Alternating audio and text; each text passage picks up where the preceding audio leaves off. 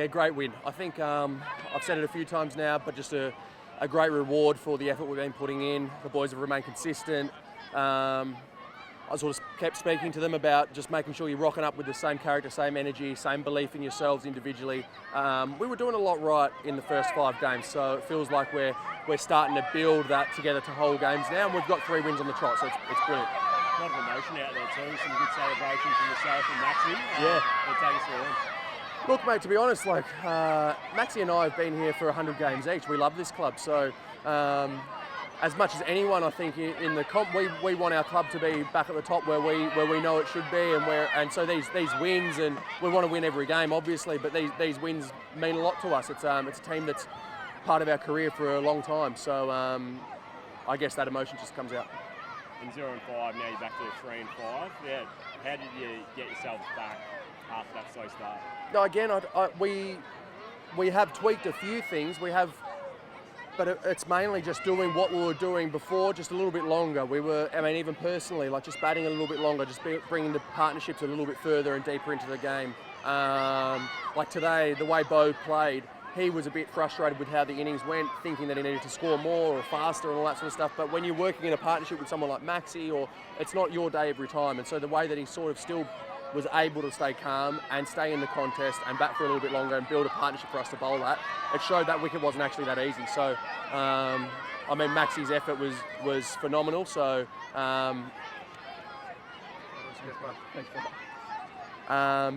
it shows Maxi's one of the great talents of Australian cricket in Big Bash. So for him to play that innings on this wicket, shows he was a class above. Yeah, how was the wicket playing? It did look tricky, like throughout the whole night. Yeah, it was a little bit. It's the same wicket that we played on the other day as well. So maybe it's just changed a little bit. It was skidding on a bit faster, staying a bit lower. You saw some of the balls that Sids was bowling there, still nipping around, sort of in the 14th, 15th, 16th over. So it's just a tough cricket wicket. But like I said, we did well to still push to 160 odd and kept them under pressure the whole time. And the catch at the end, you thought that was out? Yeah, I did. It's one of those ones as players on the field, we know it's out. Do I know that sometimes they're 50-50 calls in the third umpire? Yes, I do know that. But as players, we know those ones are out. Maybe it just looks a bit different on camera, but it's caught. Can you make a charge at finals? It's probably a bit out of your hands, 2 games to go, but... I don't know.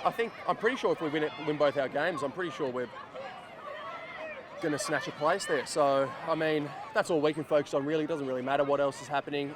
Yes, we put ourselves in a position where we had to win 5 in a row, but now that we're there, we've got 2 games left. It doesn't seem too much of a stretch. So, we've got a big game coming up against the Renegades. It's going to be a big crowd.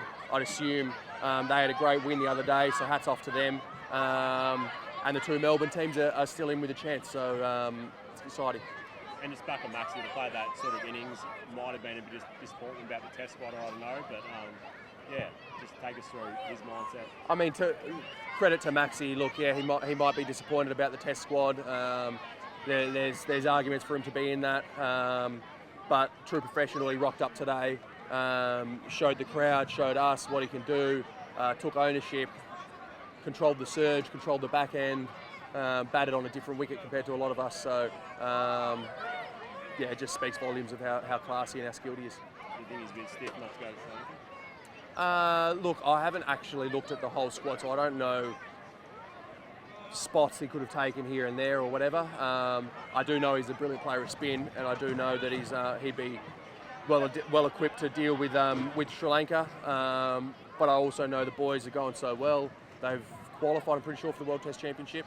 So it also might be an opportunity to try a few things or to keep people within the squad to keep giving them games. So, I haven't looked too close, but I also would say that I'd be able to understand both sides.